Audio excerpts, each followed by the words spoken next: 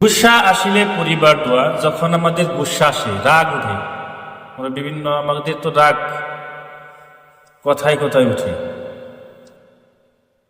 এই রাগের থেকে যখন আমরা রাগ উঠবো আমাদের, তখন এই রাগের থেকে বাঁচার জন্য, নিজের রাগকে দাবানোর জন্য, রাগের বেলায় রাগের জন্য মানুষ অনেক কিছু করে ফেলায়, মানুষকে পর্যন্ত মেরে ফেলায়।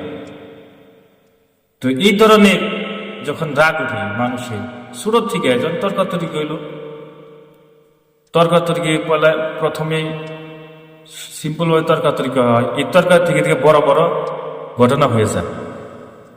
তো এই রাগ যখন উঠবো মানুষের, তখন এই রাগের থেকে নিজেকে বাঁচানোর জন্য তখন বলি, তো আমরা সবাই জানি এই আমলটি করবো যে আউযু বিল্লাহি মিনাশ শাইতানির রাজীম, আউযু বিল্লাহি মিনাশ শাইতানির রাজীম, এই দোয়াটি ইনশাআল্লাহ আমরা করব।